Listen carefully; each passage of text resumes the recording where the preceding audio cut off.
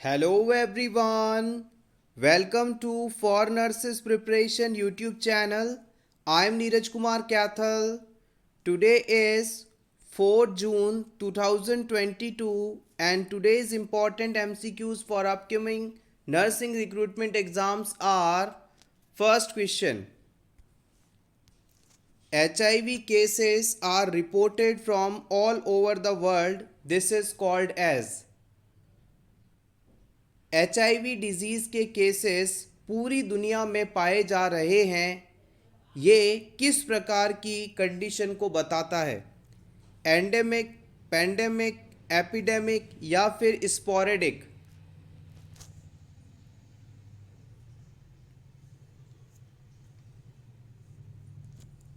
The right answer is option B, it is pandemic. जब कोई disease पूरी दुनिया में फैल जाता है तो इसे हम पेंडेमिक कहते हैं। HIV केसेस ले लीजिए या फिर कोरोना डिजीज़ का एग्जाम्पल ले लीजिए, कोविड-19 ले लीजिए, ये सभी पेंडेमिक के उदाहरण हैं। एंडेमिक उन डिजीज़ को कहा जाता है जिसमें किसी पर्टिकुलर ज्योग्राफिकल एरिया में कोई डिजीज़ लगातार प्रेजेंस रहे, वो कभी भी एंड ना हो, ऐसे डिजीज़ एंडेमिक डिजीज़ कहलाते हैं। एपिडेमिक डिजीज़ वह डिजीज़ हैं जो किसी निश्चित ज्योग्राफिकल एरिया में अचानक से फैलते हैं। Next question, which barrier protection measure is use to prevent cervical cancer?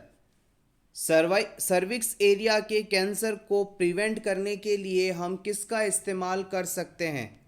Copper T380A का, कॉन्डम्स का, कॉपर T375 का या इनमें से कोई भी नहीं?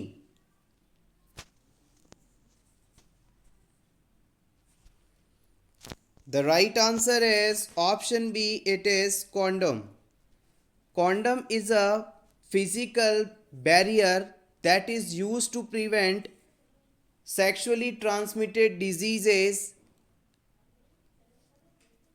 सर्विक्स कैंसर जो है ह्यूमन पैपिलोमा वायरस के इन्फेक्शन होने के बाद होने की संभावना काफ़ी ज़्यादा रहती है। अगर आप इस फिजिकल बैरियर मेथड का इस्तेमाल करते हैं तो इससे आप बच सकते हैं।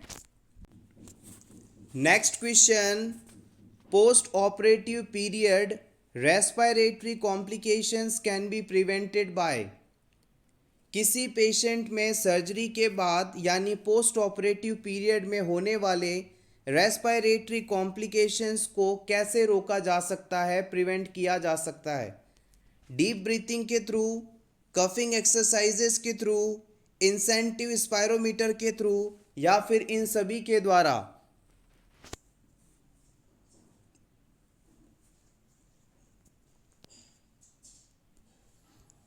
The right answer is option D.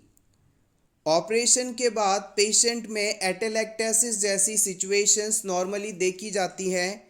इस प्रकार की पोस्ट ऑपरेटिव रेस्पिरेटरी कॉम्प्लिकेशंस को प्रिवेंट करने के लिए सर्जरी के बाद हम डीप ब्रीथिंग करने के लिए एनकरेज करते हैं, कफिंग एक्सरसाइजेस करने के लिए एनकरेज करते हैं, साथ ही साथ लंग्स की एक्सरसाइज करवाने हेतु स्पायरोमीटर का इस्तेमाल करने के लिए भी कहते हैं।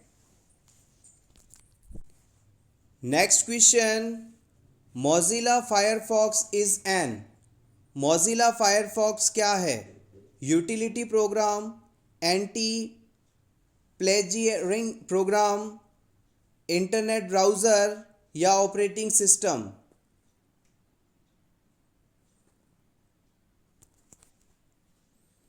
The right answer is option C, Mozilla Firefox एक इंटरनेट ब्राउज़र है, जबकि मोबाइल में मौजूद एंड्रॉयड एक ऑपरेटिंग सिस्टम माना जाता है। Next question, the physician prescribes regular insulin 5 units subcutaneous, regular insulin begin to exert an effect? किसी पेशेंट को रेगुलर इंसुलिन देने के बाद इसका इफ़ेक्ट कितने समय बाद आना शुरू हो जाता है? 5 से 10 मिनट, 10 से 20 मिनट, 30 से 60 या 60 से 120 मिनट।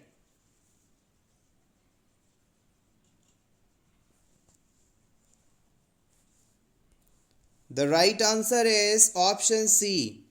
याद रखिएगा, रेगुलर इंसुलिन को हम शॉर्ट एक्टिंग इंसुलिन के नाम से जानते हैं और इनका जो ऑनसेट ऑफ एक्शन होता है वो 30 to 60 मिनट्स के बीच होता है, यानी इसे एडमिनिस्टर करने के बाद 30 से 60 मिनट में इसका असर आने लगता है।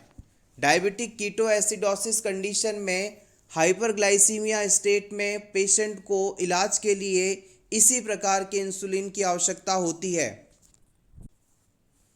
Next question, most common cause of postpartum haemorrhage.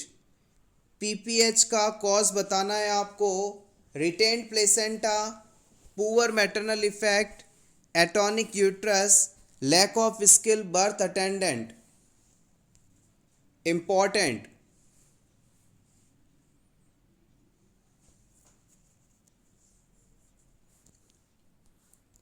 The right answer is option C. अगर किसी वुमेन में डिलीवरी के बाद 500 ml से ज़्यादा यानी आधा लीटर से ज़्यादा ब्लड लॉस हो तो ये कंडीशन पोस्टपार्टम हेमरेज कहलाती है। और इस कंडीशन के लिए जो सबसे बड़ा कारण माना जाता है वो है एटॉनिक यूट्रस। एटॉनिक यूट्रस का मतलब है यूट्रस का मूवमेंट ना कर पाना, यूट्रस में कॉन्ट्रैक्शंस का ना हो पाना। डिलीवरी के बाद जब यूट्रस के अंदर मान लीजिए कॉन्ट्रैक्शंस नहीं हुए तो यूट्राइन ब्लड वेसल्स ओपन रहती हैं, उन पर किसी भी प्रकार का दबाव नहीं पड़ता और वहाँ से लगातार ब्लड लॉस होता रहता है। अगर डिलीवरी के बाद यूट्राइन कॉन्ट्रैक्शंस प्रॉपर हो तो इन ओपन ब्लड वेसल्स पर दबाव पड़ेगा और वहाँ पर क्लॉट फॉर्मेशन होगा जिससे कि ब्लीडिंग रुक जाएगी। एटॉनिक यूट्रस वाली सिचुएशन में या ब्लड लॉस अगर सीवियर हो रहा है और डिलीवरी के बाद मदर का जो यूट्रस है वो सॉफ्ट एंड बॉगी है तो आप तुरंत फंडल एरिया में मसाज करना शुरू करेंगे जब तक कि वो टाइट ना हो जाए, फर्म ना हो जाए, सख्त ना हो जाए। Next question, first case that comes to notice of physician is. किसी हेल्थ पर्सोनल के द्वारा आइडेंटिफाई किया गया पहला केस क्या कहलाता है? Primary case, secondary case, index case या रेफर केस?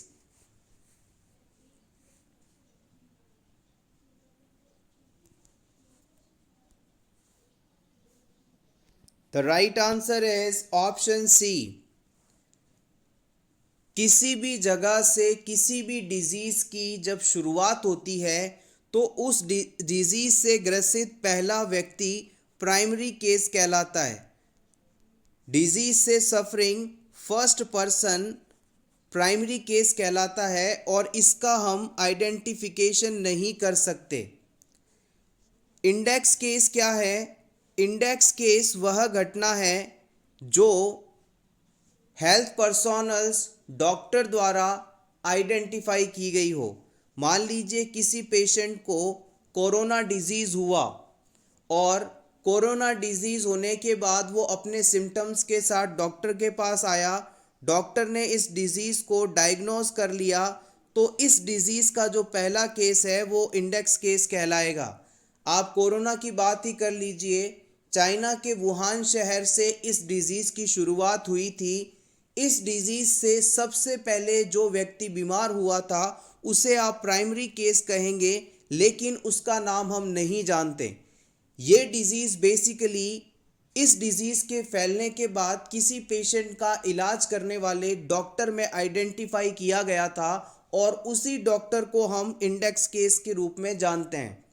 एक बार फिर से रिपीट कर देते हैं, किसी भी डिजीज़ का पहला केस प्राइमरी केस कहलाता है, लेकिन ये हेल्थ पर्सोनल्स द्वारा, डॉक्टर्स द्वारा आइडेंटिफाई नहीं होता। इसी डिजीज़ का वह केस जो डॉक्टरों द्वारा आइडेंटिफाई कर लिया जाता है उसे फिर हम इंडेक्स केस के नाम से जानते हैं। Next question, astringents are the drug used for.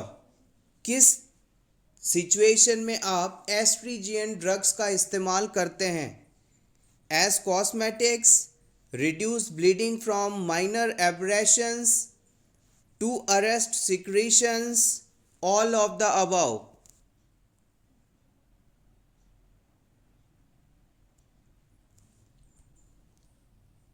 The right answer is option D. Astringents drug ऐसे केमिकल्स होते हैं जो कि हमारे बॉडी टिश्यूज़ को श्रिंक करते हैं, कॉन्स्ट्रिक्ट करते हैं, यानी उन्हें सिकोड़ने का काम करते हैं।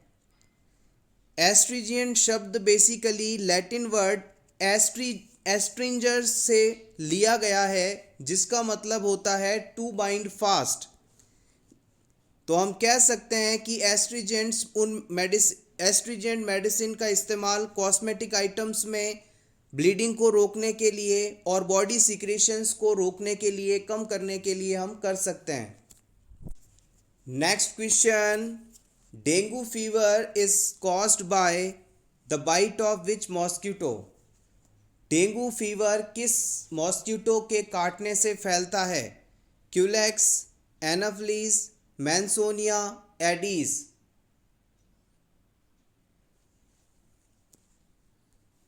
The right answer is option D. Aedes aegypti mosquito अगर बाइट कर ले तो डेंगू फीवर हो सकता है। Next question, Koplik spots are seen in prodromal stage, incubation, eruptive, convalescent stage.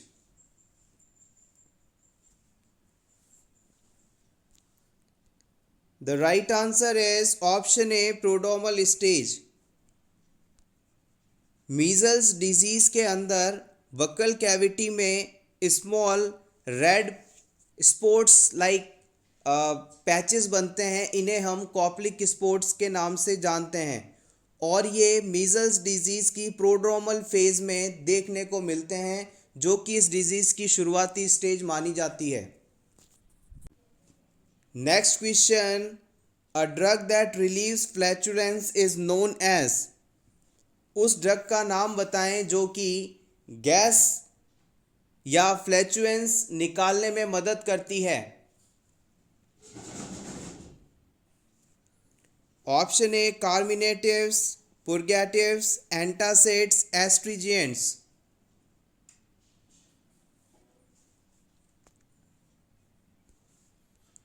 The right answer is option A, carminatives.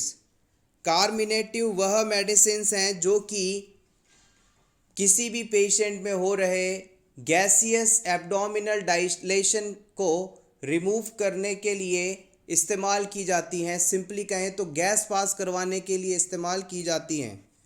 पुर्गेटिव medicines या पुर्गेटिव enema का इस्तेमाल करके हम स्मॉल इंटेस्टाइन या इंटेस्टाइन्स के अंदर पेरिस्टालसिस मूवमेंट को बढ़ाते हैं, जिससे कॉन्स्टिपेशन रिलीफ होती है।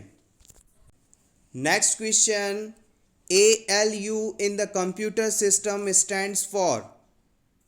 कंप्यूटर में ALU का फुल फॉर्म क्या होता है? Application logic unit, array logic unit, arithmetic and logic unit, alternative logic unit.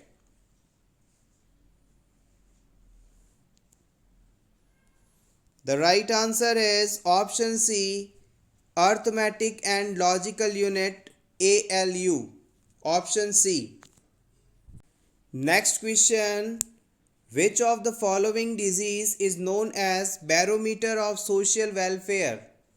Barometer of social welfare के रूप में किस डिजीज़ को जाना जाता है? Leprosy, tuberculosis, malaria, cholera.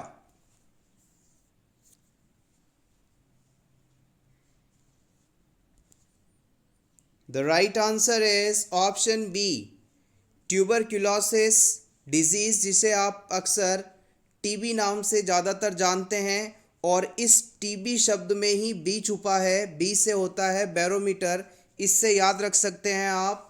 TB disease को ही हम बैरोमीटर ऑफ सोशल वेलफेयर के नाम से जानते हैं। ये एक बैक्टीरिया द्वारा होने वाला डिजीज़ है। Next question, contraceptive efficacy is measured by. Contraceptive efficacy को किससे मेजर किया जाता है? Pearl index only, Pearl index and life table analysis, life table analysis and couple protection rate, Pearl index and couple protection rate. The right answer is option B. Contraceptive efficacy को measure करने के लिए दो methods इस्तेमाल किए जा सकते हैं। पहला है पर्ल इंडेक्स और दूसरा है life table analysis. Contraceptive efficacy क्या होता है इसे भी जान लेते हैं। It is assessed by measuring the number of unplanned pregnancies that occurs during specified period of exposure use of contraceptive method. Simply समझिए, अगर किसी कपल के द्वारा या कुछ नंबर ऑफ कपल्स के द्वारा किसी कॉन्ट्रासेप्शन के लिए इस्तेमाल किए गए विशेष मेथड के बावजूद भी कंसीव कर लिया जाता है तो ये टोटल नंबर कॉन्ट्रासेप्टिव एफिकेसी कहलाता है। बेसिकली किसी भी कॉन्ट्रासेप्टिव मेथड की फेलियर को कैलकुलेट करने के लिए हम इस शब्द का इस्तेमाल करते हैं। Next question, following is an accident. Following an accident, a client is admitted to healthcare facility. This type of admission is। किसी पेशेंट का पर्सन का एक्सीडेंट होने के बाद उसे हॉस्पिटल में एडमिट करवाया जाता है, ये किस प्रकार का एडमिशन है? रूटीन, थेराप्यूटिक, एमरजेंसी या एक्सीडेंटल?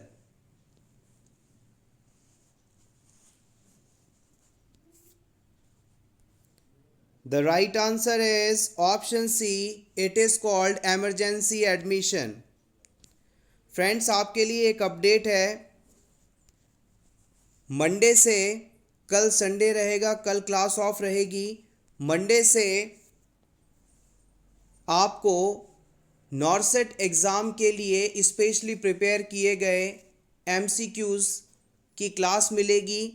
क्लास का टाइमिंग वही 8:30 PM होगा और अब मंडे से जो सेशंस होंगे उनमें आपको अपडेटेड कंटेंट मिलेगा specially for PGI, AIIMS, नॉर्सेट and CHO exams. Next question, the normal composition of oxygen in environment is.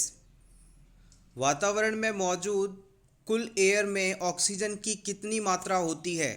40%, 30.93%, 20.93% या फिर 50%?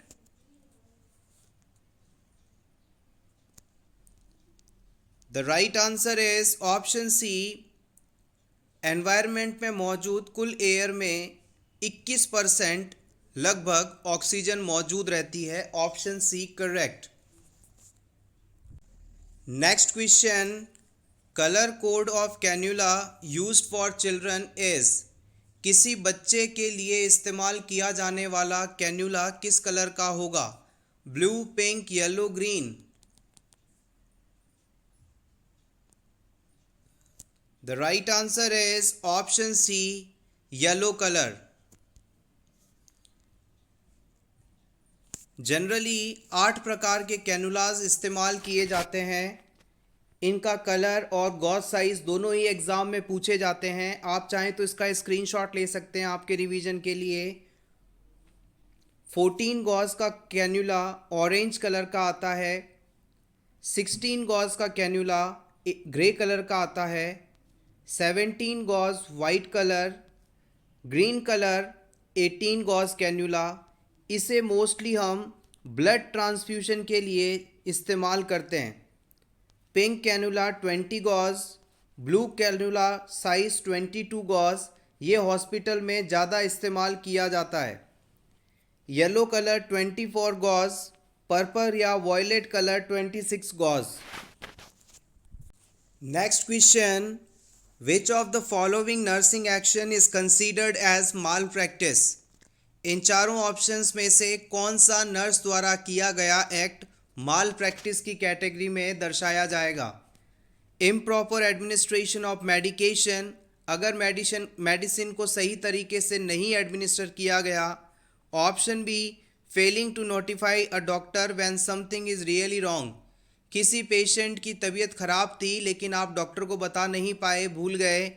Option C, injuring a patient with equipment, आपने किसी पेशेंट को किसी इक्विपमेंट से चोट पहुंचा दी, घायल कर दिया। Option D, all the above.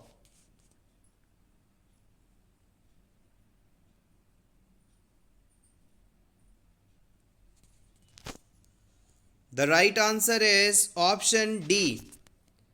देखिएगा, माल प्रैक्टिस को आप अनइंटेंशनल टॉर्ट के तहत क्लासिफाई कर सकते हैं और पेशेंट द्वारा अगर क्लाइंट को प्रॉपर केयर ना दी जाए तो ये सभी माल प्रैक्टिस में आने वाली सिचुएशंस हैं। आपने पेशेंट को सही तरीके से एडमिनिस्टर नहीं की मेडिसिन, आईएम रूट से देना था आपने आईवी दे दिया या आईवी को आईएम लगा दिया, तो वो माल प्रैक्टिस हो गया। डॉक्टर को पेशेंट की कंडीशन एग्जैक्ट नहीं बता पाए या फिर पेशेंट को इंजर्ड कर दिया, ये सभी माल प्रैक्टिस के एग्जाम्पल्स हैं।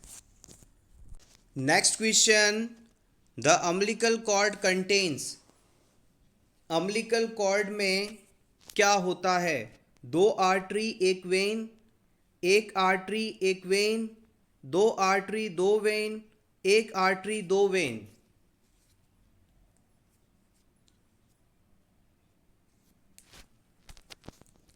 The right answer is option A, 2 arteries 1 vein।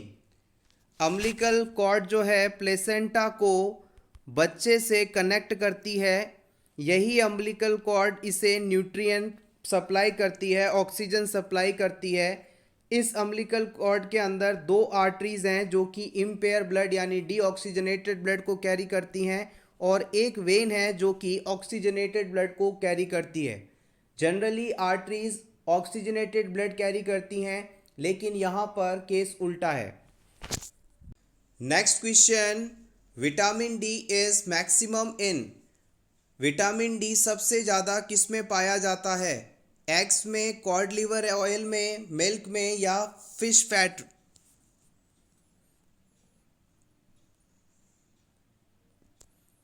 The right answer is option B, cod liver oil.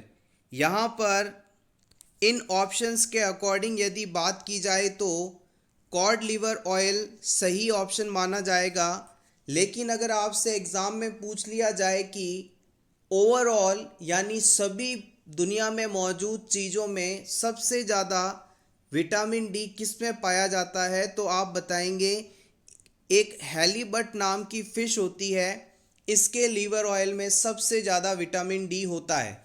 Vitamin D calcium के एब्जॉर्प्शन के लिए आवश्यक है और कैल्शियम से हमारी बोन स्ट्रांग होती हैं। Next question, total number of steps in nursing process is 3, 4, 5, 6।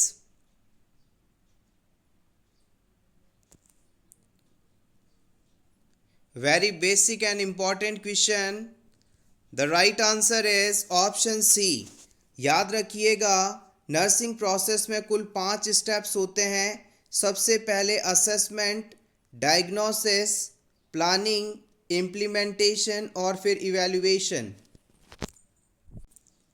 Next question, man is a social animal who said this, ये स्टेटमेंट किसके द्वारा दिया गया?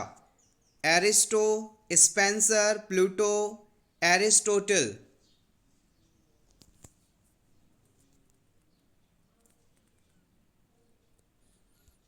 The right answer is option D, man एक सोशल एनिमल है, ये एरिस्टोटल द्वारा कहा गया था। Next question, maternal mortality is maximum in, maternal mortality किस समय सबसे ज़्यादा होती है? पोस्टपार्टम पीरियड, एंटीपार्टम, पेरीपार्टम या इनमें से कोई नहीं?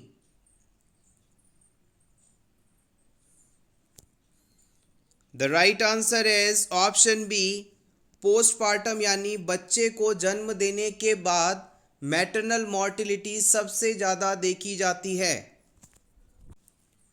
Next question, Snellen's chart is use to major.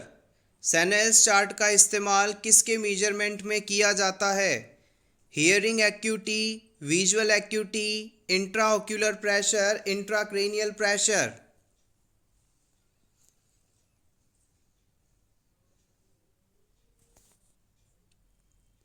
The right answer is option B, visual acuity. किसी भी पेशेंट में विजुअल एक्यूटी या जिसे आप डिस्टेंट विजन भी कहते हैं, इस चीज़ के मेजरमेंट हेतु सेनाइल चार्ट का इस्तेमाल किया जाता है।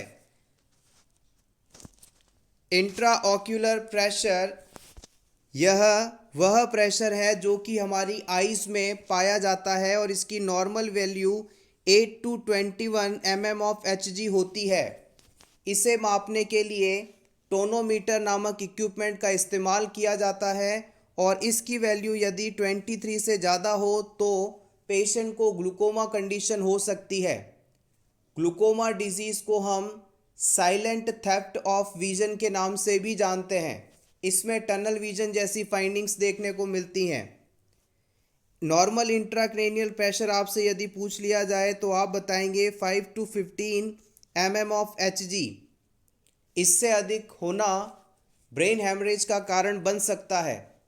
बढ़े हुए इंट्राक्रेनियल प्रेशर को कम करने के लिए हम ऑस्मोटिक डाययूरेटिक यानी मैनिटॉल का इस्तेमाल करते हैं। Next question, stroke volume is. Stroke volume कितना होता है? 50 ml, 70 ml, 90 ml, 120 ml।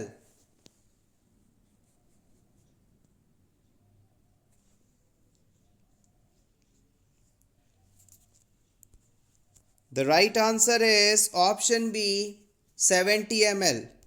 Stroke volume का मतलब है जब हमारा हार्ट एक बार कॉन्ट्रैक्ट करता है तो हार्ट के लेफ्ट वेंट्रिकल द्वारा एरोटा में कितना ब्लड भेजा जाता है। तो याद रखिएगा, हार्ट के लेफ्ट वेंट्रिकल के द्वारा कॉन्ट्रैक्ट होने पर, एक बार कॉन्ट्रैक्ट होने पर लगभग 70 ml ब्लड थ्रो किया जाता है एरोटा में। इसे ही हम स्ट्रोक वॉल्यूम के नाम से जानते हैं। Next question, in which of the following condition year irrigation is contraindicated. किस कंडीशन में आप ईयर इरिगेशन नहीं कर सकते, कान की सफाई पानी से या किसी फ्लूइड से नहीं कर सकते? ऑप्शन ए, अगर टिम्पैनिक मेम्ब्रेन परफोरेटेड हो यानी वो हल्की सी फट गई हो, उसमें छेद हो, या फिर ओटाइटिस एक्सटर्ना कंडीशन होने पर, या फिर पेशेंट को सुनाई नहीं देता हो उस समय, या फिर कान में दर्द होने पर। The right answer is option ए। अगर किसी क्लाइंट की टिम्पैनिक मेम्ब्रेन परफोरेटेड है यानी कान का पर्दा हल्का फटा हुआ है तो उसमें कभी भी आप ईयर इरिगेशन नहीं करेंगे। ईयर इरिगेशन अगर आप इस पेशेंट में करते हैं तो जो सॉल्यूशन आप इस्तेमाल कर रहे हैं वो इनर ईयर में जा सकता है, जिसकी वजह से पेशेंट को नोज़िया वॉमिटिंग हो सकता है, डिजीनेस हो सकता है या फिर इन्फेक्शन तक हो सकता है। Next question, life cycle of malaria parasite was first described by। Malaria parasite का जीवन साइकिल, लाइफ साइकिल किसने बताया था? Ronald Ross, Robert Koch, Louis Pasteur, Banting and best.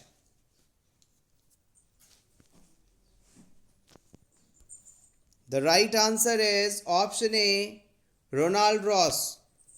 Ronald Ross वह पहले व्यक्ति थे जिन्होंने मलेरिया डिजीज़ के पैरासाइट को यानी प्लाज्मोडियम के लाइफ साइकिल के बारे में बताया था। एक जीके क्वेश्चन है, अगर आप स्टेट लेवल वैकेंसीज़ की प्रिपरेशन कर रहे हैं, नॉर्सेट की प्रिपरेशन कर रहे हैं तो ये आपसे पूछा जा सकता है। भारत का सबसे बड़ा राज्य क्षेत्रफल की दृष्टि से कौन सा है? यानी एरिया के अकॉर्डिंग यदि आपसे पूछ लिया जाए तो सबसे बड़ा स्टेट कौन सा है ये आपको बताना है। उत्तर प्रदेश, महाराष्ट्र, मध्य प्रदेश या राजस्थान।